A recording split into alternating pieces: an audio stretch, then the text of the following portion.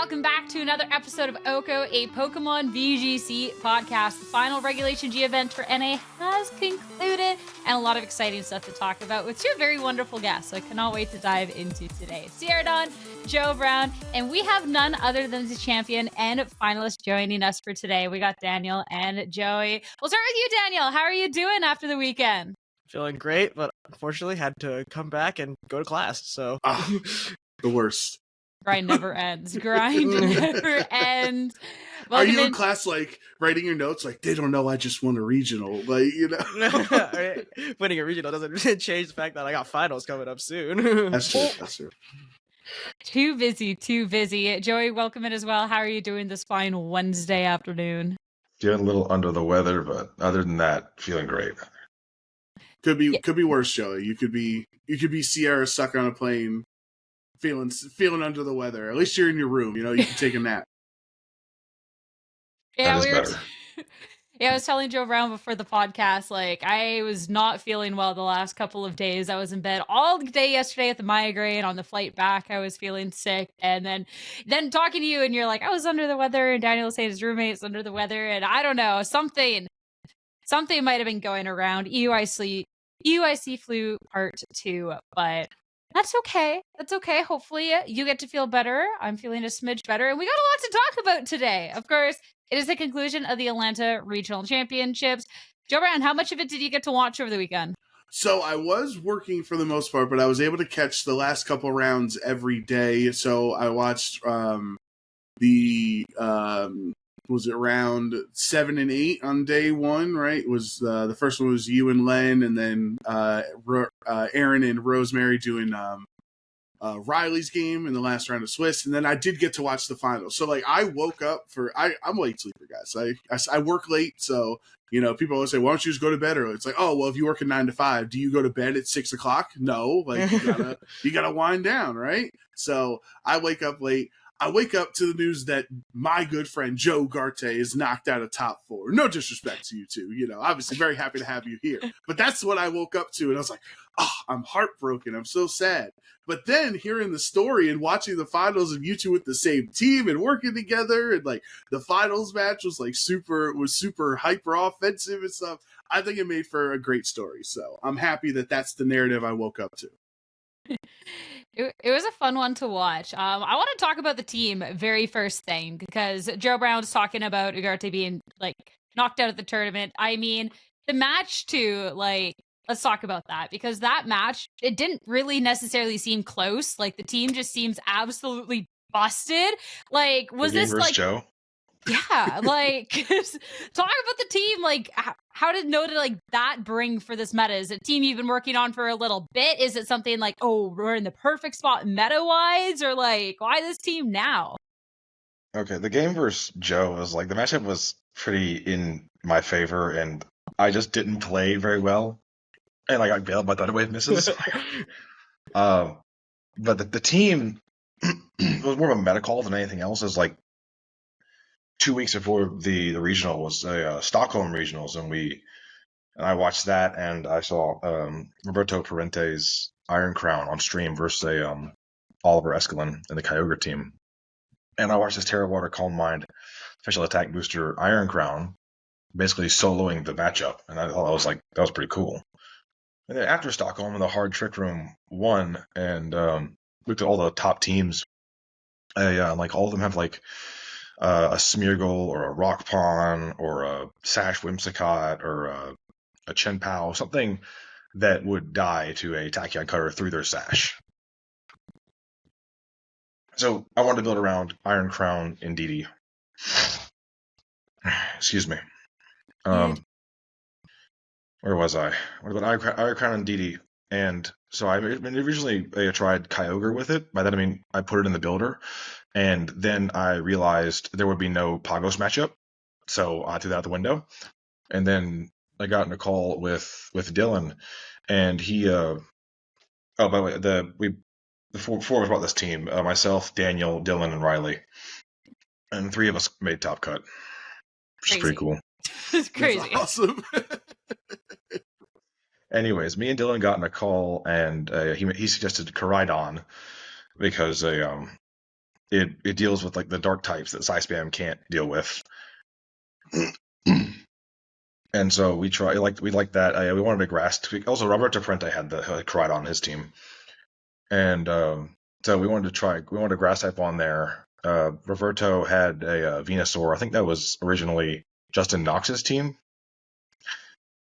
I think. I'm not certain on that though. I can't remember the last time I saw Venusaur. Anyways, I said Venusaur's tail Pokemon. We're not going to use that. And I saw the Brute Bonnet Jamie Boyd was using to get top 4, doing big things. So he's doing pretty good. So I said let's try this thing. And then Dylan tacked on a Sash Fluttermane and Scarf Chi-Yu just to play some games, and it ended up being the correct Mont, and hence the 10-minute team. Hence the 10. Yeah. Yeah, I read your Twitter thread of how like the whole team came together, and I think that it's so interesting that other people are meticulous and they save a team for 2 months for the right moment, and they're all working together on every single thing. And like you guys as a group are like, no, we cracked the code. Like don't oversit, don't go crazy. If the answer is that simple, it's that simple. So like Daniel, what was your role in the team building? Are you the play tester? Are you the EV trainer? Where you try to figure out the calcs? Like what's your role in the You're group? the infamous, I don't have a team, can I use this one and roll to the event and outplay? I used the team on ladder for a bit. I missed some KOs and I increased the attack, and that's mostly what I did for the team. Or like I was notably only there for 2 like small EV adjustments really, and then a couple item changes. Specifically, we had safety goggles and DD on instead of Psychic Seed, and the Psychic Seed came up a lot, got knocked a lot of just wanting to have that there. But majority, I was not the biggest playtester or creator of this team. I showed up late. I woke up and I saw this in the chat, and they said, "Yo, this is cracked. I think we solved the meta or something." And I was like, "Oh, cool! A solved meta. That's great for me." Oh That's my awesome. goodness. Did it take like you okay, so I want to go back to that. Yeah, like solve the meta. Obviously, Joey, like you like big proponent of making this team, so it's something you believed in. Daniel, you wake up, you say they cracked the meta, and you roll up and there's an Iron Crown and a Brute Bonnet. It's like did you at any point like, okay, maybe are we overcooking? I wasn't a believer at first. And then they were like, You never are. I never am. I'm a lame team builder normally, but they're talking about the lines into a lot of stuff, specifically like the best hard Trick Room team, where you can just like pin them with Tachyon plus Spore and then always stop them from getting Trick Room up immediately. And it's like, I remember Cali Ice being a horrible matchup for Koraidon because I used to destroy Riley with it because he used to try to play Koraidon and he didn't have the tools, and I would sack my Urshifu turn 1 and win. But the Iron Crown version is like, okay, well, I guess the Koraidons have gotten better into this, and this Brute Bonnet is kind of just a better version of the flex slot, like the Umbreon. It's fake out immune, it's dark type, and it gets cool moves that are better than, Umbreons. I always thought it was a weird team, and I was like, man, if I got nothing going into this tournament, I'm definitely bringing this team. Because I didn't want to show up with Arubega and have to outplay everyone with that. Yeah, that's a fair point. I do think it's interesting with this team and with Koraidon specifically, right? Because now at the end of Reg G, we've had a lot of glow ups for some of these restricteds, right? Like Koraidon, Wolf won with it at USC. You guys get this victory here in Atlanta, and it just seems like the reputation or the opinions of Koraidon as a solo restricted have obviously skyrocketed from the first time around in Reg G 1.0, right, to where we are now at the end of 2.0. And what was it, something that the potential was always there and we just missed out on it for the first 6 months that we had Reg G, or was there a big definitive meta shift that made Koraidon more accessible, seem like a better solo restricted to build around?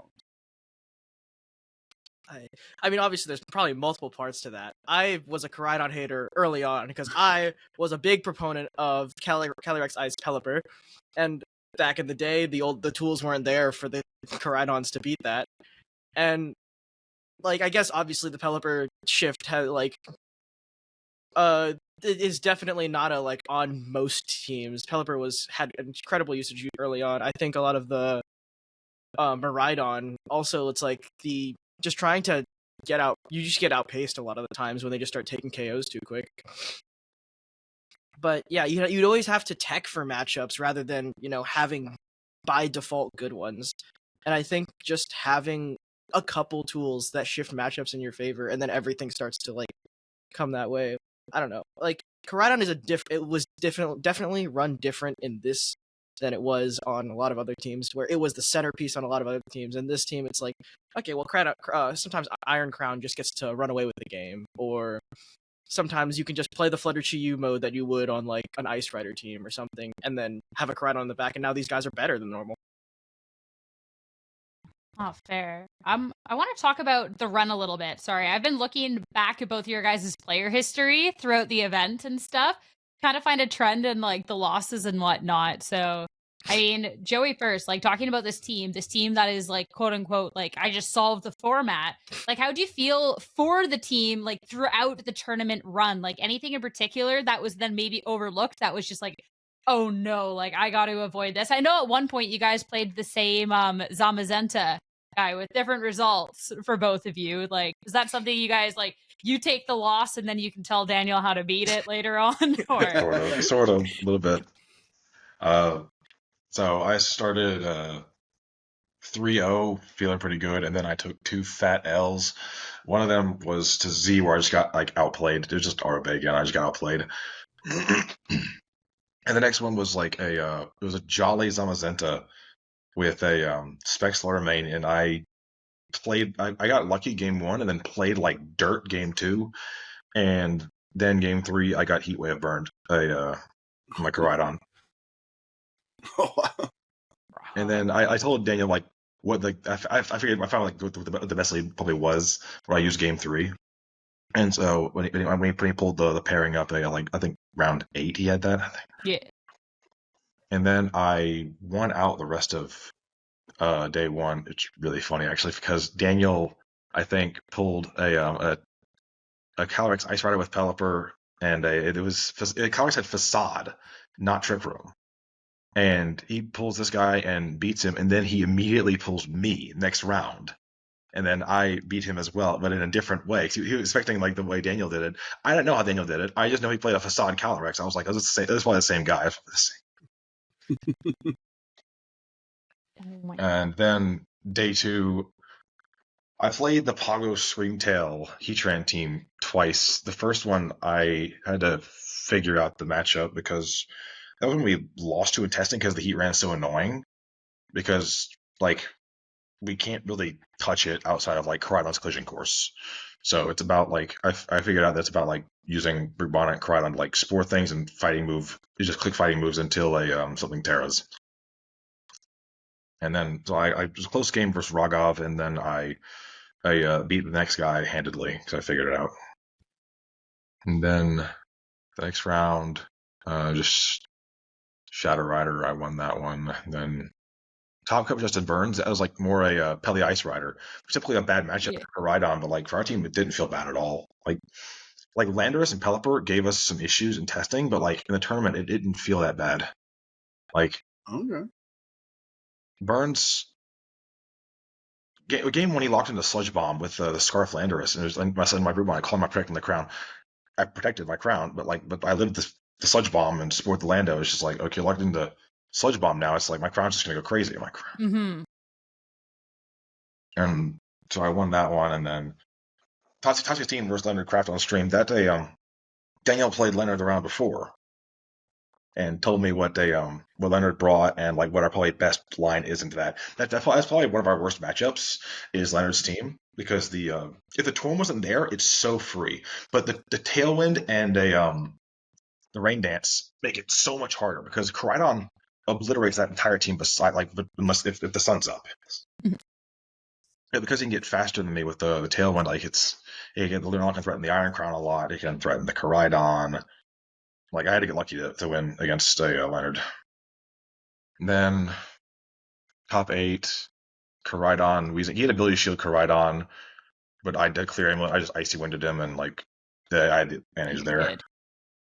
And and then top 4, we already discussed that one a little bit. Yeah, we got to see that one. And then we get Poor to Joe. the And then we get the- infamous finals, the Where I second got time. owned. I'm glad you have a sense of humor about it, because when I was watching, I was like, whoa, is this is this a 70-30 mirror match or something? I was like, what's going on? How is Koraidon losing so badly to Koraidon? I mean, I would love to hear both of your guys' approaches going into that too, because I know, Joey, after I had asked, I was just like, who made the team? Because I was like, maybe it's a case of, the person who made the team knows it a little bit more, but Daniel stole that away. So I want to know, like, your approaches going into these perfect mirror now into the grand finals, and like a different approach, because we saw quite a different one from both of you guys. Yeah, the way I see it, there's two options to go within the mirror. It's Flutter Koraidon or Brute Bonnet Chiyu, and get turn 1 right. Either way. If it's the mirror, get turn 1 right. If it's two opposite leads, get turn 1 right. I got turn 1 wrong both games, so I got floored. Like, even game 1, there's like a very you shadow ball sucker, and if you get that turn right and then you get a speed tie the next turn, it's like a very you win the game almost, because game 1, I believe he shadow balls and into my Koraidon, which switches into a DD, and then suckers into my Flutter. And if he gets that right, I suckered the Koraidon. I was going Terrifier and like shadow ball sucker with my KO. I thought you were going for the Flutter, and then you were gonna bring in your Koraidon after the Brute Bonnet went down, and then if you win the speed tie, you get to KO my Flutter. You've already KO'd, and then you get to KO my Koraidon, and what's left in the back is just like what your lead was, which was a lot easier to deal with. You take 1 KO, and that's a lot more impactful when you only have 2 Pokemon left. I also don't think you'd bring in DD to the matchup. That was probably smart. Yeah, I thought that Chiyu was kind of worthless, and then but I figured that out after the fact. So I thought the Brute Bonnet was a lot better. Like, if you could do like something similar with Brute Bonnet Flutter Main or something. The Brute Bonnet and the I brought the NDD just because I thought, man, redirection is cool. I just want to double redirect and save 1 guy for later. But then I didn't bring the second redirector, so I don't know why I did that. Also, notably, Terrifying and Chiyu turn 1 is always wrong because it always has collision course. I calculated after the fact. I thought I might live without Icy Wind Chips. I thought it would be like Moonblast, the Bonnet, collision course, the Chiyu. But it's barely always KOs it. Yeah, it's like 100% minimum, and it's like, oh man. All right, everybody. Sierra got sucked into Area 0 or something. We have no idea what's going on in the chat. Listen. It's all good, Sierra. We hope she's doing well. We hope her and Professor Turo are going to be okay. But anyway, got to continue this conversation with Daniel and Joey. We'll have Sierra back for the end of the podcast, boys. You guys are, not just a duo. The whole 4 of you are a team building group. Y'all go to school together. You're you're known as a group. And there's another group out there like the Tang Gang that we mentioned, and they don't always bring the same team to every event, but they often do run the same team, right? Like the Wochi and NAIC team or the San Antonio winning team. So, like, going forward, are you guys gonna get t-shirts made? Are you gonna have an official Discord as a group chat, a team building group chat? Like, what is the plan? Is the intention usually to always make sure you're all operating with the same team, or was this just a happy coincidence that you all happen to build the broken team and perform with it? No, we definitely have been trying to shift towards making our teams together. The first time any of us worked with the same team together was Worlds. We had the Kyogre Basque Legion team, but I go to Worlds. Yeah, okay. But the NC State people, there's 5 in total that are from NC State. And we had 3 of us bringing the Kyogre team to Worlds. And after it went well for me, we've just been trying to shift towards building the same team, because usually if we get a meta call, it's a meta call. It's not gonna. All of us can't get unlucky with our pairings, right? If it's supposed to be for the meta. So our first I think breakout big event was Louisville, which I think Joey has more of a story about that. What happened in Louisville, Joey? Louisville, us as a group, our first time on stream was round 5, where I got to play against Paul Chu on stream. You casted that one, actually. Yes, I was going to say, I remember when I saw your name in the finals, I was like, oh, I remember this, yeah. I remember that. Glad you remember. Because that set was a lot better than my stream sets at Atlanta. That set was... That was an impressive game, yeah, for sure. And that was also our first top cut as a group, even though it wasn't like the best performance because like Daniel had top 32 worlds, Dylan had top 16 Orlando. That was before they changed the format. But in the new format, that was our first day top cut as a group, and that was like really the only event besides Worlds, of course, that day. We built the team together. Other than that, we've normally just like preferred different things. We bring whatever we're comfortable with. It goes well sometimes.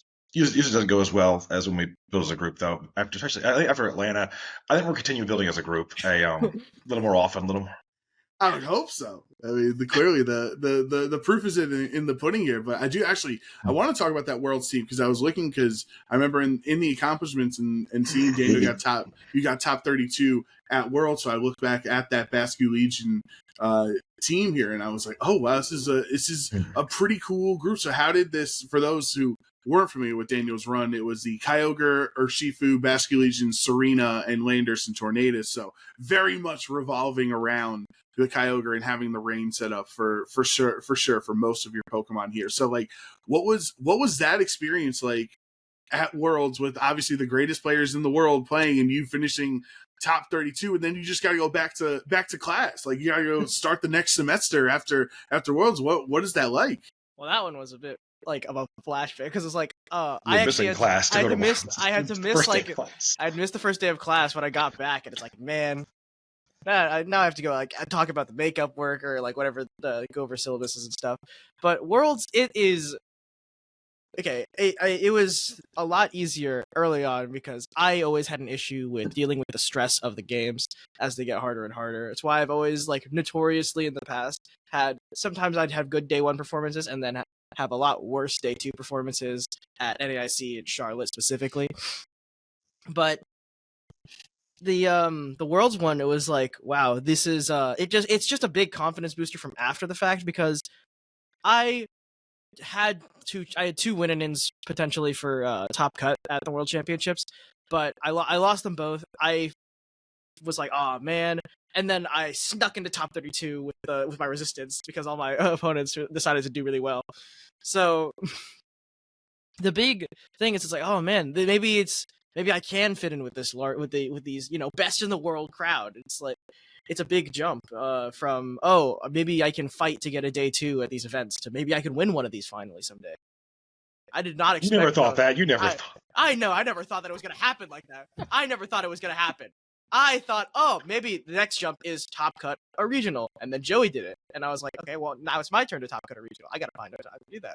And then we both got to top cut. We're like, oh, what if we just kept winning from here though?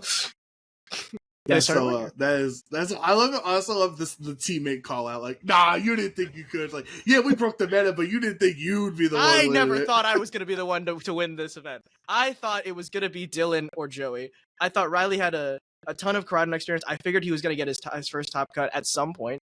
I thought if like he was gonna day 2 with this team, I thought it would be really cool if we all day 2'd. Dylan ran into a mirror, or not a perfect mirror, but Dylan ran into some unlucky matchups, and obviously feeling under the weather a bit now, but he is like, I am expecting him to make his top cut pretty or whatever he can, because I think his next event is NAIC, so that one's a lot harder to do as well.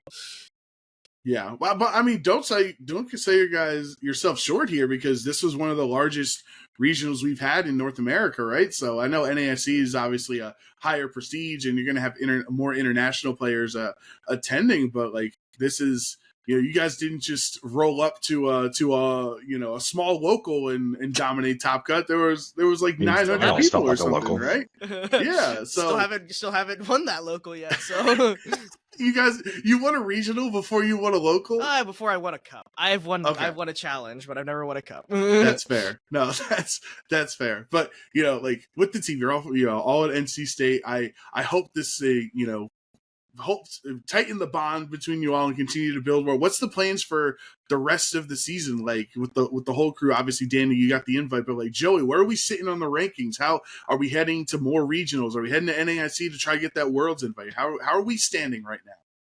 Well, I've been to like 5 events this year, and I bombed at 2 of them, and I thought after Toronto, I was like, oh well, I'm not going to Worlds this year. And I was like, because of my last 3 events, Atlanta, Milwaukee, and NAIC, Well, I guess I got like a top 8 a regional or top 16 a NAIC to get a Worlds by this point. So it's just like I'll play them, have some fun. Didn't think I'd go into Worlds, but now I got a solid shot. I just need to get points at Milwaukee and or NAIC, and I should have enough points for that. Currently, though, I am 1 point ahead of him on the leaderboard. And that's all that matters, right? Not only did you win finals, but you're also 1 point higher. I'm 1 championship point ahead of Joey right now. Conveniently, you're removed from the standings. That's calculated. That's true. That's Joey's thinking long term. He said if I take Daniel out of contention, then it doesn't matter if he's higher than me. He's not gonna. He's not. Okay, so you guys are the perfect kind of test group to. You're in college. You're not able to travel to every single event and every IC and whatever that some of the other maybe sponsored players or top players are always able to do. So you're kind of the perfect testing group of how you feel on this new World's invite structure of the top 75 players in North America plus all the regional and IC winners for our region. So like a lot of people complained like, oh, if you're not a wallet warrior, if you can't afford to go to every event, you're going to be in a lower spot. But yet here you are, Joey, who have not attended every regional, and you still have a fighter's chance of getting that spot. Here you are, Daniel, getting your World's invite from just winning one event. So like, what are your guys' thoughts on the world structure for this season? I'm not as huge a fan of the top 75. I don't like that if I was going in the points race, that if I place higher than someone, that I'm knocking people out of contention by outplacing someone. But my bigger issue is like Joey is in the running, but he hasn't gotten his invite because he doesn't know what the actual goal is going to be at the end. And I'm not going to say I'm like the wallet warrior. I can't go to multiple ICs, but I am probably going to be able to have enough events that I could bomb like one, maybe two, and still fill out my BFL. So I do think that it shouldn't, at least if it's going to be a more restricted club, I think it should have had a cutoff and then people could aim for, rather than just, oh, I have to play this game against each other. Like, oh, I need to know, I don't know when I'm supposed to be done going to these events. Oh, is Johnny going to Portland or not? Because if he is, then I have to go too, because he's in 76th and I'm in 75th, right? Now I've got to make sure that I match his results at the last NAIC, and if I can even get into it. Yeah, that's yes. NAIC registration going to suck. Anyway, yeah. Yeah, so Joey, what are your thoughts on structure? Do you agree with Daniel or that? Well, I think it sucks. I don't like the top 75 thing. I feel like if the way they could have done it would have been like limit you to one IC on the BFL and like 4 regionals rather than like 5 of like anything. Yeah. But I also would think it'd be better if it was like did like a point cutoff. If they wanted the smaller worlds, they could like make it like 900, 1,000 points or whatever you need to get to Worlds. But at least they don't have like a goal to shoot for. Do you think there's a world like, because obviously they're always listening to feedback, and people have complained about the system before, saying it's too easy, yada yada, and so now they've made a much clearly more difficult barrier to get in, because that's obviously them listening to the community feedback. And remember, we got to listen because these are all done in tandem with the trading card game and Go and everything. It's not just how VG works. Is there a world that like maybe they set a CP threshold? Like Joe's mentioning, like let's say you can't qualify for Worlds unless you have at least 900 CP to be eligible, and then within that tier, it's the top 75. Like I don't know if I'm explaining it well, but like there's kind of like you're getting in the door, you're eligible to qualify at a certain CP threshold, and then the highest within that threshold get there. So that way you do, like Daniel, saying like many people, I don't know what the number needs to be as I plan out my season here. If they told you this is the bare minimum you need, like would that be a better middle ground? Or I feel like I would rather have less people at Worlds with a higher point cutoff. I would rather have like top 50 or something, or by accident if it was like, oh, you need 1,200 points, because then at the beginning of the season how many events do I need to go to, and it's not like, oh, I'm prepping in advance in case I don't do well at this event. I still have to stay in the race with all these other people. I don't know if they filled out their BFLs yet. I can't see a world where it's like staying top. But they also did change a bunch of the point values for this season, so it would be a little bit hard to just predict what the points are supposed to be, because like people are right now weren't able to predict what the point cutoff was. People thought it was going to be like 700 or 800, and we're past that now. I don't like how they nerfed locals, or they gutted locals. Like, I understand like locals being like really easy to get points off of, but like because some people have like really easy locals. Obviously, we don't because, but because stout mine yet. Daniel doesn't want to come, Daniel. But I think what they could do is like make it so it's like BFL of 6 still, even though it's like reduced points per local. I also like how the GCs count for so many points, because that's a personal thing though. So I suck at them, not because like that's a bad thing. I think it's probably good that people that can't afford to go to events, so they get a chance to like get points. I think that's fine. I just suck at GC, so I don't like it. No, I'm definitely with you. I've run into too much shenanigans in the GCs in the past to ever climb high enough again. And I even had it back in the I don't know if you guys were playing during the Players Cups during the COVID era, but I missed out on one of the Players Cups through the qualifiers because my last game I was streaming my run. Oh, you're shout outs to no. It was I got stream sniped from my own chat. Shout outs to TJ, one of my best friends and our mod here at OHKO. And he's in chat and he tells me, I forget the scenario, but it was with a Whims guy. He's like, oh, don't forget about Encore. So then I play around the Encore Whimsicott on the other end, and he doesn't click it, and I lose, and I go from 1,700 to like, I think it was like 1,670 or something, and I didn't make Players Cup from that last match. That was my 45th game. Or I guess, I don't know if it was 25, whatever. That was my final game that I was eligible to play. And it is years later, and I'm like, bro, I missed out on the Players Cup because you told me in chat to look out for something that wasn't there, bro. This is GC, come on. This is best of one. No, it's all love. It's just joking. Like, that's obviously the struggle. So like you do wonder how people are able to be so successful in those, like I'm sure like obviously Wolf wins at real live events and wins the GCs too. Joji Kaeda with like the 3, 4 He's got is it? 3 or 4 exactly, GC wins now. Just a fiend, yeah, at that point. So like what's your guys' goal to improve throughout the rest of this season, throughout the rest of this, this generation is talking about? Daniel, you got the win. Joey, you got second. Obviously, you want to get a regional win and win worlds and everything. But like, what are tangible steps that our viewers can take to improve at VGC at the rate that you guys have improved at VGC over the last couple seasons? This is something similar. I got interviewed after. They asked, "What's your advice for new players?" And I couldn't think of anything good. Well, listen, you're a hero now, Daniel. People are going to look up to you for advice. People are going to DM you like, "Oh, I cracked the code with this Squawkabilly team. What do you think?" Like, this is welcome. This is the price of success, my friend. You have to learn how to there's a big difference between improving and when you start winning, because you can get a team that like isn't great to like mid.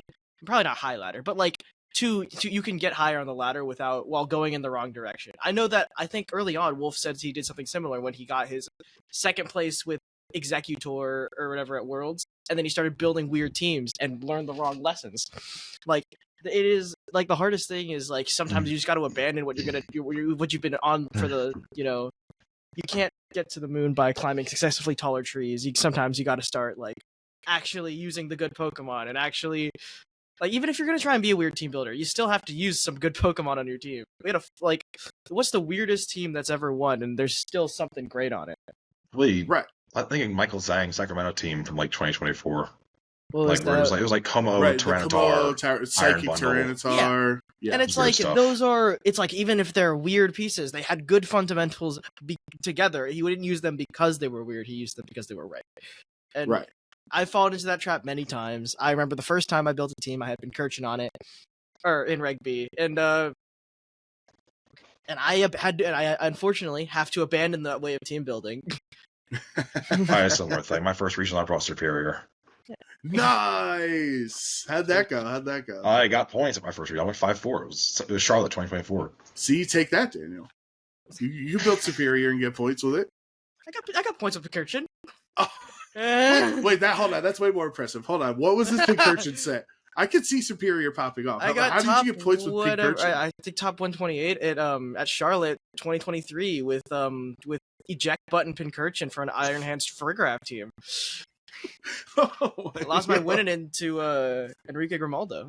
Oh well, okay. Well, Enrique, he's legit. He's a good player. So all right. So Joey, what's your progress looking like? You're in the gym, you're in the lab trying to get better at VGC. You want that regional win. What are the steps that you're going to take to continue to be one of the top players here in this game? Or that I like to mention, because when the Tangs won in the Mirror Finals, everyone knows who Justin Tang and Shiliang Tang are. No one knew who we are. But they do now, Joey. They do now. And I think I'm very different than most people like how they play this game. Like, Daniel spams ladder. I hate laddering in this game. I actively avoid it when I can. But yeah, I think this particular tournament I actually prepped like pretty well compared to like my past tournaments. Didn't prove. I normally like learn better from watching than playing. Daniel doesn't believe me when I say that, but this is how I feel. I don't. Like, I'm with you, James. I think no, I'm with you. I know, like I always, we always compare stuff back to League of Legends or Valorant or other competitive games that Sierra and I are into. But like, I watch way more competitive League of Legends than I play, right? And while I might not be mechanical grandmaster, like 1v9 god, I've become a better player when I do play the game by watching so much high level competitive and hearing the analysis and what the proper things to do are, right? So like, I think Joey, I'm with you. There's definitely ways that. Does that mean that you're better in the processes, you're better in the mental aspect of the game than you are as a player, or is it like 50-50? Like, what if you had to say between the two of you, are you a better player or a better team builder? Because it's very hard. We're not all Wolf. We can't all be fantastic at both of those. Like, which is your better tool set that you bring to this North Carolina crew? I would not consider myself a good team builder until after Atlanta, to be honest. Okay. The team is like, I never, his words, I never said this team could win the regional or this team, we will solve the format or anything. What I said was, this is gas. This is a pretty good team. What was the rest of the question? I forgot. Sorry. No, I mean, like everybody is like you're kind of better at one or the other. So Oh, you're saying yeah. you're more invested in the playing side than trying to be the best team builder. Yeah, I learned like how to play like from like I watch all the streams at like 1x speed. Like a lot of people like just like watch it really fast. I watch it like 1x speed, and I try to like analyze every turn to figure out like what I do in this instance, and like how these like top players and what they do differently, like how they lead and like how they what their turns look like. And so I try to like figure out why they did what they did, and that helps me a lot. I also just like binge watch like really old VGC videos in my free time, like 2019 videos, 2018 stuff, and it's just like that was a cool format. Nice. I never played that, but like it was cool. Bro, 2018 was so good, bro. I don't know how much it helps me as a VGC player, but like I like watching those. Hey, that's legacy skill, right? If there's a Pokemon like 2019, if that was Lunala and Groudon won Worlds, right, with Naoto. So if here in Reg I, if Lunadon comes back, that's legacy skill that you remember from that prior format and how the team operates. So what about you, Daniel? What do you? I have been a lame team builder for a long time. Unfortunately, I think the lameness got to me. I think as soon as Reg G Part 1 hit, and then I've been leeching off of good teams. So I think I'm gonna have to say I'm more of a player. Like there's nothing wrong with that. There's nothing wrong with that. But I mean, like the thing is, I'm very momentum based. I don't know, maybe streaky is the word. It's like I have had very good like streaks of performances in on or during events, and then I'll start losing, and it's like, oh, okay, well I can't stop losing now. But like team building wise, I think, what is the biggest contributions I've had to this team? I changed an item on this team last time. For the Louisville team, we lost to a guy at a local, and then changed a Golden Go to an Archaludon, and we're like, oh wow, this is gas. It was Golden Go versus Luna. I think that was Dylan's doing, not mine. Dylan built that team. Yeah, okay. Technically. Yeah. It's like, man, I don't think there was much that I'm not very out there with my team building. I understand why, or I can understand why things work after the fact, but I'm really bad at making predictions on if they will be. Making the meta calls is scary, but I think I have the ability to read some player, or I can make my reads in game. I can get turns right, and I can path to end games once I'm comfortable in a matchup. But it's very difficult for me to like say, oh, going into if I took this the Atlanta team into a random matchup that I've never seen before, I don't know if I would do that well. I remember during my top 8 set, I had to call out, "Hey Joey, can you finish your match? How do I beat this?" Like Yeah, it was the Heat Transcript Alpaca team that I played twice, and he was gonna go on stream for it for top 8, and he's like Okay. 5. I got after like in like 5 minutes before he goes on stream, he's asking like, "Hey, how do I beat this?" So I told him how I beat it. Yeah, it's like I can figure things out, but it usually takes me like a set to figure it out. That's why it took me a bit in my semifinals game to figure out what Yuki was doing. It took me a bit it took me after my whole set with Leonard Kraft to figure out, what's the actual strategy to beat this. So let's I was just gonna say let's focus on the future here. Obviously we're all happy with how Atlanta worked out. Our names are on the map. We've been cemented. We broke the format open, but the format's ending. And this game, you got to keep innovating. We got a new Regulation I coming up. I'm excited for that. Boys, the cameras are off. The audio's okay. Nobody's listening. It's just the 3 of us right now. What's the sauce? Give me the sauce. How can I succeed in Reg I? What are the good restricteds? What should I be looking for here in this new format? I think it was, I forget which event we were going to. We're just like, man, how do you beat Calyrex Shadow Zamazenta? And apparently it started winning like the Victory Road events, and it's just, I don't know. I still don't know how you beat Calyrex Shadow Zamazenta. They're really ghost fast. Fighting core, really fast. Ghost fighting core. They do a lot of damage, and you can't ignore them. Like, can't fake them out. You can put a sash on one of them. I thought, I'll just do the basic default Koraidon Cali Ice. I thought that was going to be everywhere. The speed sandwich, the fast. You got one fast, one slow, and then I tried it. And then I forgot to put an Astral Resist on my team, and I got bowled over. Like,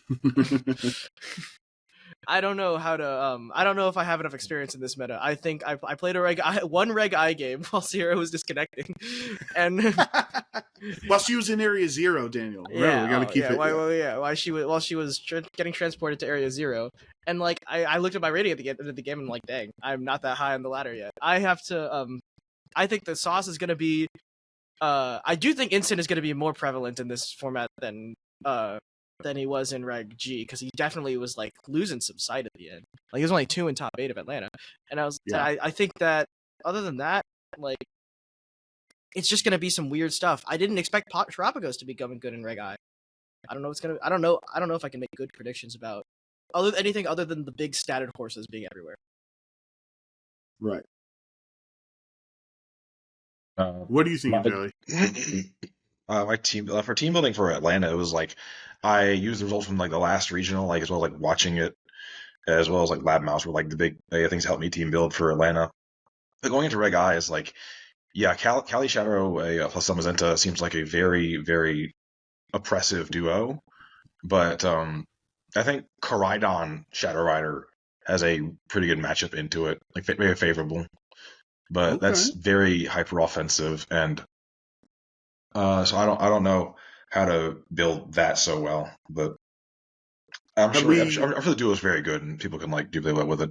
Have we invested any time into the Swordfish or into full like hard trick room like Lunala and Ice Rider or anything? What are we thinking there? What about like Zacian as a whole? Like, people have been saying, wait till it becomes a second restricted. Wait till Zamazenta is a second restricted.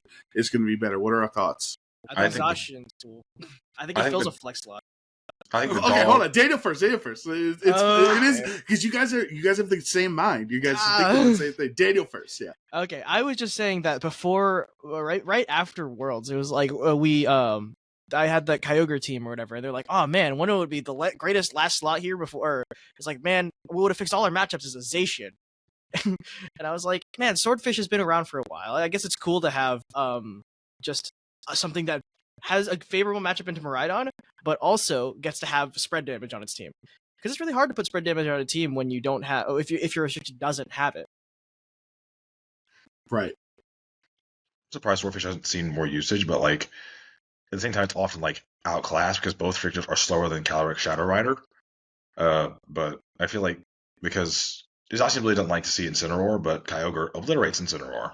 So, I feel like that they have really good synergy together, but I haven't tried any of that. I've played very few Reg I games so far. I like spammed ladder when it first came out, like for like 10 or 15 games with a terrible Koraidon Shadow Rider team. It lost any speed control, but I got to like top 3 on the ladder, like on the day one, which means basically nothing considering it was day one. Which means, as far as other duos, like I actually did think Pagos would be okay because the fake out blender is like, cause a lot of teams are like, this is the team that's preview of what we've seen of Red Eye so far on this VR tour is like regular put on ladders, like everyone dropping Fridge Raft to put a restriction on like these teams that have Fridge Raft, notably Vega. Right. Yeah. I mean, hey, not that I'm nothing great here, but if you're looking for your Astro Barrage answers, just slap the Frig Raft back on the team and just don't terastallize it, and you're good in Astro Barrage. I don't know what you're doing back to Shadow Rider, but now my last question for you guys is I had to know because it was so funny. I love hearing the story, and like you guys wanted to come on the pod together and show off the team and the NC State unity, and now North Carolina is the region to beat instead of Northeast or LA or Seattle or Chicago or Florida or whatever. So I love the progress. My question is an honest conversation. The OHKO podcast, we do a good job, and everyone very often does love coming on the show here to talk about their regional success. Was there ever a conversation in the event, in the finals, post-finals victory, that you guys are like, we could go on the OHKO pod here if they ask us? Was there ever a conversation? Be honest. I got asked, and I was like, oh, that's cool, but I didn't even have time. I definitely wanted to go on podcasts because specifically like Tub Takes and OHKO were like the two podcasts I really like. So those are the two I wanted to go on, and we did Tub Takes on Monday. That was fun. Nice. I wanted to talk about the team. I wanted to talk about the event. I thought it would. I don't know. I lost my train of thought. I thought it would be cool to I definitely wanted to talk about what stuff coming up. But then I remembered last year when this happened, or not when this happened. Last year when the regulations shifted, they added a restriction to the world, and it was Reg F to Reg G. I got stuck laddering on that beforehand, and I knew so much about Reg G before Reg F ended. This time it was much less of that. I was focused. Orlando. Yeah, my Orlando was a notably bad event, but then this time I avoided Reg I as much as I possibly could. So I don't know how it's gonna be because I don't go in there with all that knowledge. Between rounds at Orlando, he was spamming the Reg G ladder. He was. Oh my god, you're hardcore, Daniel. I love it. But honestly, it's been an absolute blast. Thank you both so much. I'm fingers crossed. Hopefully see you in Milwaukee, see you in NAIC, and everything else. Hopefully we get you on again next time after Milwaukee, and Joey wins the finals, and Daniel will finish the second. How's that sound? Sounds like a plan. So real quick, because just before we end here, before I go try to rescue Sierra from Area Zero, I'll go with Arvin and Penny and bring some sandwiches. Try to rescue Sierra down there. Where can everybody find you? We'll start with you, Daniel. What's your social medias out there that you want people to follow you on? I don't check Twitter as often as I used to. I was Arcane VGC there, and then I'm Arcane VGC on Blue Sky as well. Other than that, that's mostly everything I post on. Okay. I'm on Twitter, and Blue Sky is PandaMan7567. Now all you have to do... The number is a Star Wars reference. All you guys have to do before every, because I saw the Discord message of you said I'm winning, and you said I'm also winning. You just got to do that before every event now, because clearly you willed it into existence. The team building group, because Andrew said he's going to top cut because he's like got a massive ego. I mean, he went 8-3, so he did really well. But like, and then Daniel just like sarcastically says, "I'm winning." That's why I said like, "Same, yeah, I win as well." All right, boys, it's been a pleasure. Go enjoy your time. Go make sure you study. All right. Don't be a slacker in college like I was. I would never. Yes, exactly. All right. We're going to rescue Sierra from Area Zero. We'll be right back to finish out the pod. We found her, everybody. No worries. Sierra Dawn is back and better than ever. How was Professor Turo? How was did you find any shiny roaring moons while you were down there or iron thorns? What was going on in Area Zero, Sierra? So I bought Scarlet, so it'd be Professor Sada. Oh, okay. I don't know. Like I wasn't even like, sometimes I open different tabs on my computer, etc. I didn't even touch anything, and The Riverside just decided it was done. It said, you're stuttering over your words a little too much. We don't want you here. Get out. It wouldn't let me rejoin. But yeah, I'm excited to go back in the interview and like listen to what else Daniel and Joey had to say. Thank you so much for holding that down. I've restarted the computer, had a fresh set of updates for everything, and hopefully we can get through the next little bit without any disconnects. But yes, fingers crossed. Everything is going to be good. So let's talk. We were talking with Joey and Daniel about Atlanta. Let's see your perspective on the weekend. I was so jealous. I've heard fun things. First time in like 9 years that we had a Georgia regional. So we're in Atlanta. I'm sure everyone had a fun time. Hit me with it. How was the weekend? So I didn't get to go to the aquarium. So already it's not as good as it could have been. But that's okay. It was a fun weekend. Just overall, it just was pretty smooth. I think like day one, it was a little long to get like, if anyone's like, oh, we hate the casters vamping on the desk, like we don't really enjoy it much more than y'all do. Like, don't get me wrong there. And there ended up being quite a bit of delays with like from picking the match into like getting it into game. But that's like the only problem point of the weekend, which if that's the only problem point, ends up being pretty good. And that was only really a day one issue. Once we got into day two, it was fine. Day one, there was like some points during the vamp where I'm like, sorry guys, like you got to deal with like Sierra and Yen like gap a little longer. Sorry. Don't know what to tell you. You know, when you just get really just like honest. You know like, what was very funny? So I took a screenshot of you two casting together on day one, and I put like I was trying to think of something like I was gonna hype up Len because I love Len, you know. And I was like, you know what, I want to hype up both of these casters. They're both doing a great job. So I put an image of a goat handshaking with a goat, which I don't know how goats would handshake, but it worked out. It worked well on Twitter. But what I had noticed here was if you just look at that, you look at the screenshot, it kind of could almost be a family photo. Like you and Len you guys kind of look related. Like you could be sister, brother, or cousins. Now, I don't know if that means Len looks Canadian or you look like you're from Texas. I don't know which way it looks. But if you look at the photo, and everyone watching this podcast, let me know. Like go to my Twitter, you'll see the photo of Len here. You guys could be at like a Thanksgiving family event taking a photo together. Interesting. I'm trying blonde. You know, like I'm trying to find this picture to look back at it. I don't tweet often. If you just go to my Twitter, it should be like my most recent tweet. I really don't see it. Well, you know, let us know, chat. Do they look like they could be cousins? We'll pull this up. We'll pull this up. It's what I know. I think you guys Which look like you could be cousins. You just picked like the worst screen grab of me ever. So I didn't like it, by the way. That's why I didn't like it. Please, Sierra, that is not the worst screen grab. For the person who complained about her caster photo for like 5 years, okay, you've had worse screen grabs. Rightfully so. Like those were dreadful. Okay, that was worse than my screen grab here. Come on, everyone. If you're a Spotify listener, go to my Twitter, Zemanon, and check out my photo of Len and Sierra. You guys could be cousins. I will say, like, the one thing I realized with you posting this and just going back, because I'll look back on, like, the day one, be like, should I change my makeup for day two? I looked back and I'm like, bro, I need some sun. Like, my mom sent me, like, a container of, like, 1,000 vitamin D pills because she's like, you're not getting any sunlight and this is why you're so depressed all the time. And then I looked back. As Hannah put in the tweet, facts. Mama Sierra. Actually facts. And then I look back to see how I should do my makeup. And I'm like, geez, I need some sun. So yeah, but I don't really know. Like both lighter hair, both brown eyes. That's about it.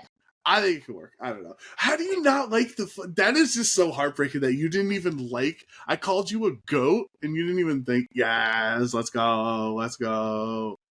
Uh-oh, she's writing something. Yo, thanks. Uh-oh. Fellow goat. Yes! There we go. I'm a goat chat. Let's go. No. All right.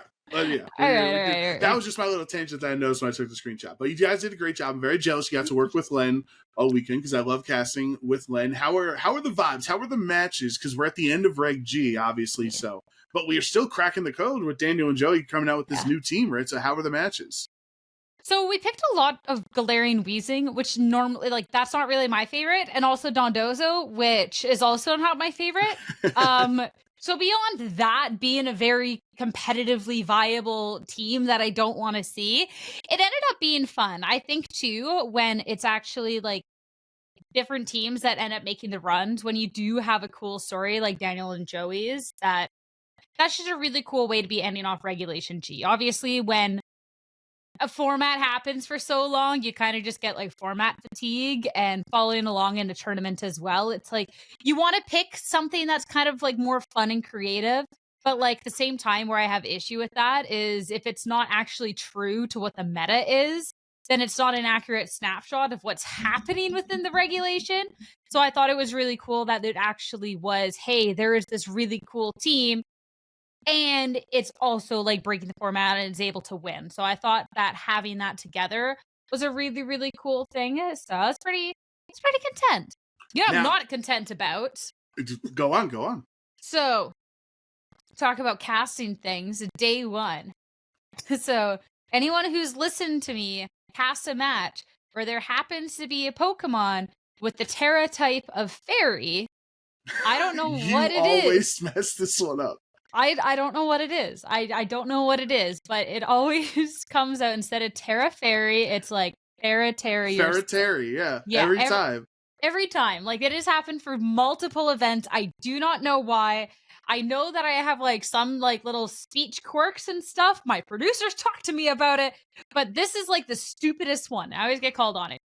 So we get to the very first match, right? It's like turn 1, turn 2, very first match of the stream, day 1. And there's a Raging Bolt that goes to Terrasilize into the Fairy type. And I take a deep breath. I'm going to mess this up. And I go, Fairy. I'm just like, bro. Like, oh my God. And yeah, that was the moment of the weekend for me. Especially too after I like took a breath and like hesitated. And I went to go say like, you can hear me say like the T for like half a second. Like I was so close. And then I readjust midway through to Farah. And then, yeah, so that was. That's so funny. I'm so done. That's your new tick. I'm so ready for terrestrialization to be done so I can find something different to be saying wrong all the time. Because other casters, they're working on their Diana Rossing technique of I'm coming out and everything, and no, you're stuck on the Ferretary at this. I'm just actually speaking English properly. Yeah. Yeah. So yeah. I think overall it was fun. It was from the matches I saw, I thought it was a lot of fun, a really fun weekend. One of our biggest VGC regionals. We've had the largest TCG regional ever. So like, do you think from your experience in the city and seeing how large the regional was, should Atlanta be back on the menu? Is this a viable destination for VGC or for Pokemon events in general? Or do you want to go back to Orlando or Charlotte? I liked Atlanta personally. I don't recall much of Charlotte. I've only ever been the once. One of the years, like I think, like I had COVID or bronchitis, but I couldn't get tested for. I don't know. Like I was supposed to be on more Charlottes and I didn't get the chance. I don't really remember much about it. I think my issue with Orlando, I know that it's a really good spot for a lot of people to go to. I know Florida has a really, really big Pokemon base, but there was already some, like, especially this time of year, already some flight issues with weather for people trying to get to Atlanta. I have never had a Florida trip, whether it was Orlando or Daytona, where I didn't have severe travel issues with weather and have a good amount of people have the same thing. Like my first time going to Daytona, my flight got canceled. So many from like the Midwest, like more like Michigan area, got canceled. The next year, same thing. So like, on something that's a little easier to get to if there's travel issues, I felt Atlanta was really good for that. I also think Atlanta just seemed pretty central. I don't know if that's a good way to put it, but for stuff like community meetups, OHKO, etc., there's only normally a few people that we see, whereas there was a lot of people at Atlanta. I saw a lot more people in the Discord saying that they are going. I even like popped out at some point, like I have stickers, and like I was going to ask, people. Did you get to give any stickers out? Nice. I did. So it just like from that, it seemed like more people from all over were able to attend. So I think it worked out well. Like I would definitely like to see Atlanta back on the regional list. Okay, cool. Yeah, I'm excited. I want to go to Atlanta, so I would love if it comes back next year. And fingers crossed, I get to go to that one. But let's move forwards here with not Milwaukee, but with New Orleans, because it was announced. It's very early. We're like months and months out of NAIC at this point, but it was put on the Pokemon website, and that's the rule. That's the rule state. Whenever you ask a caster, "Are you doing this event?" You go, I don't know. But the rule is once it's on the Pokemon website, you're good to go. So we can announce they released the NAIC casting team.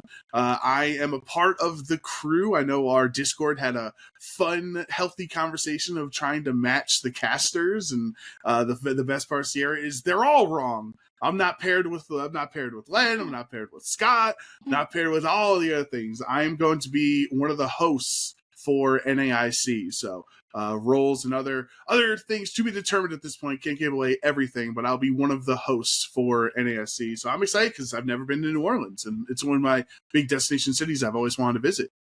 It was funny to see like the breakdown. They're like, Sierra was the only NA for EUIC, and they put her in the host role, which means then Lou is then the EUI, so coming over here has. But then I'm like, I didn't join in the conversation. But last year I was also the only NA, and I casted, so it's like it doesn't always line up like that. People. And then typically they like to put Len, who with a more hyper commentator on the other side, so they could do this. Like our Discord went into very depth. It was awesome. It was fun. No, that should be a lot of fun. I'm thinking of maybe going to try and compete because I heard crazy stuff about NAIC last year for New Orleans, just that it was just a really fun place to be. The food was awesome. There's a lot to do. So yeah, I feel like that'd be a fun one. So I'm glad that you get to go. Yes. And all that stuff. And yeah, fingers crossed. Maybe I'll win, and then there'll have to be interview content with me. So you might win. Oh my god, that would be fun. You might win because I asked Daniel and Joey, I asked for the secret sauce. I said, "What's the Red Eye tech?" And they're like, this Shadow Rider Zamazenta is doing pretty good. I'm like, okay, cool. Thanks, guys. Thanks, guys. So, the most basic answer. Thanks, guys, as I make the saucy team to win Atlanta. So Sierra, you heard it here first. Sierra's going to win NAIC with Shadow Rider and Zamazenta for sure. I've been playing a lot of Zacian. Ooh, how's that going? What is it, with Kyogre or with somebody else? I've been playing it with Kyogre. I just got a new one given to me, and I already kind of forgot what its restricted buddy is. But the Kyogre Zacian one I've been playing a lot, and like, I don't know. I feel like that's fine. You with a lot of teams, though, is I don't know. This team, I don't know. The game is more fun when it's like, I have an unfair team and I win. I don't like playing fair Pokemon. It's like, it's like, I loved like the Jump Left Sun team. Like, whenever there's like a viable, fun Sun team, I love playing it because it's like, if you hit your moves, it's an unfair team. And I kind of like that more than the playing fairly. So that's fine. That's fine. I gotcha.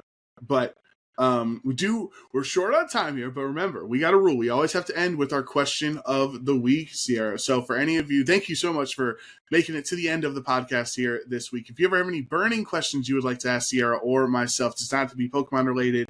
Could be esports, could be favorite color, could be favorite foods or restaurants, any burning question, join our Discord, linked in the description down below, and ask us in the question of the week channel. And I do, a lot of times, we've been on a big Pokemon stretch, but a lot of people like the production and the commentary questions as well. So I'd say we go back to that here. And this question of the week is from Pluto, asking, how do casters get their information while on broadcast? Do you have someone talking in your ear the whole time? Is there a screen on the desk where people can message you with info you might need, etc.? Do you ever get distracted trying to process all that information while also talking?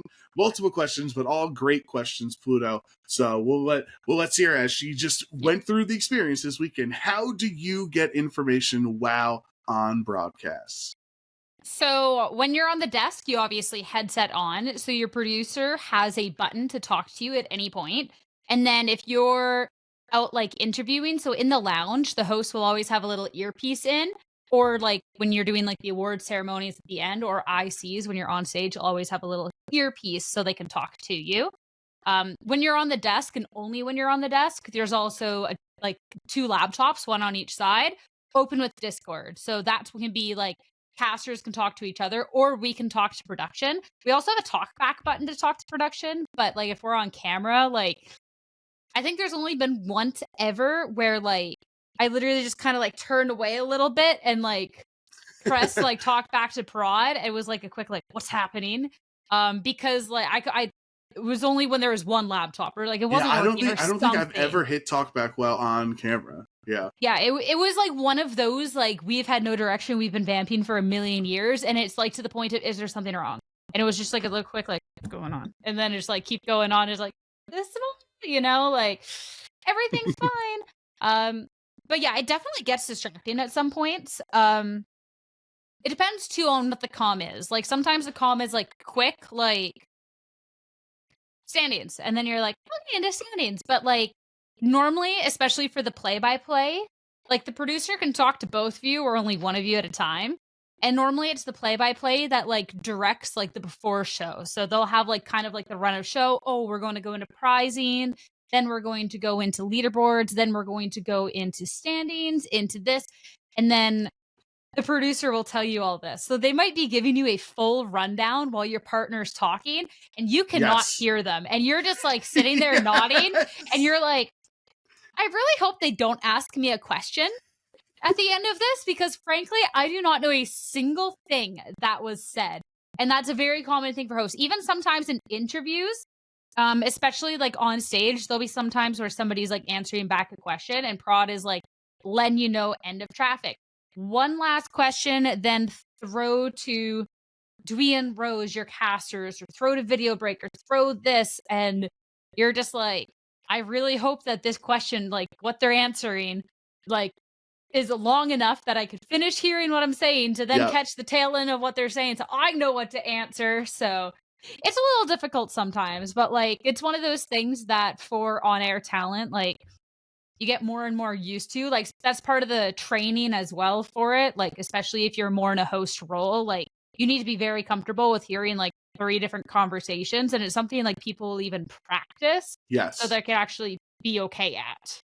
Yeah, I would say our director Cameron is great at talking in our ear, and like especially when he'll always talk to the person that's not talking, right? Because if you are trying to formulate your own thoughts and you're trying to listen to Cameron at the same time, you're just going to trip over your own words and your own process. So if it's me and Sierra commentating together and Sierra is talking, Cameron will talk in my ear and say, okay, when Sierra's done, toss to Dwee in the lounge or something like that. And so if you ever notice, if you're wondering on chat or on the broadcast, if you ever wonder, like, all right, this play-by-play and casters, but like, or commentary or color commentary, but like sometimes Jake will toss the lounge, but then other times Sierra will toss the lounge, and the same. That's because Cameron is in the other person's ear, telling the other person, don't answer, just go to the lounge, essentially. So it's a very tough skill. I will say we also have within that Discord message for Pluto, we have multiple channels in there. So there's one that's just general, all the casters. There's one that's general, just VG,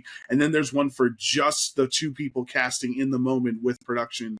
Because the general one is like, okay, lunch is ready, or oh, what's this match that we want to pull, or whatever. And oftentimes they'll have the other casters will send messages to either the SME, which is TJ, or have TJ send it to Cameron, and then Cameron can tell it to us in our ear or post it in the Discord as well. I'm terrible at looking at the Discord. I don't know about you.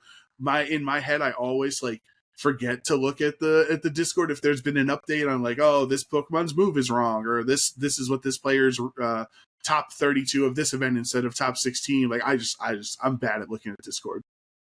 I don't know. I always try and keep an eye, but I'm also like a little more used to like the specific hosts where I'm like, I have a screen open here and a screen open here, and I'm like listening and have text comms open, but like it's definitely one of those things where anything urgent is always like sent through actual voice comms, and anything text wise, it's like if you miss it, it's not necessarily normally the end of the world, because it wasn't urgent. If it was urgent, like they would tell you, but yeah.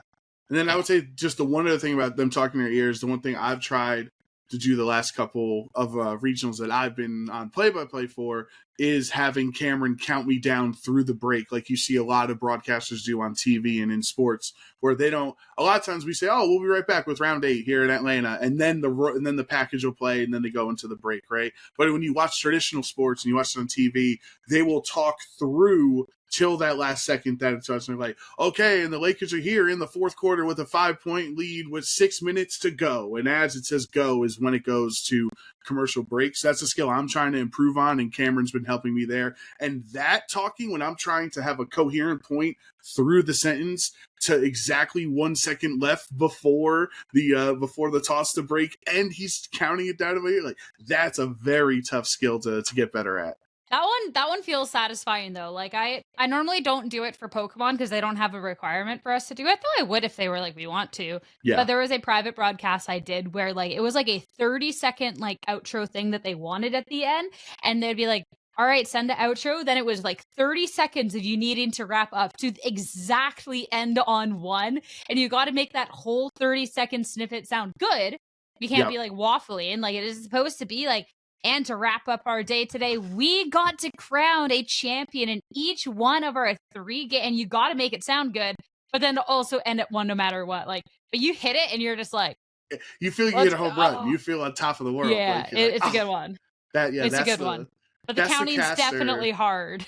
Yeah, that's the caster equivalent of like calling the double protector. The double protect, so you like power up punch your own teammate or whatever. That's the caster equivalent is nailing the toss to break. But yeah, hopefully Pluto, hopefully we answered your question. There's a lot of fun things that happen backstage at these events. Yeah, and I know you have to go to work, so we can wrap this one up. But Daniel, Joey, even if I didn't get to talk to you as much, thank you so much for joining us. Make sure to follow them, give them some love, and congratulations yet again for an incredible performance over Atlanta weekend. That was really, really cool. And if you made it to this point in the podcast, thank you all so much for tuning in. We'll be back next week as we look ahead to the final Reg G events happening around the world and start getting more and more involved with Regulation I. But hope you enjoyed this episode. We'll see you next week on OHKO.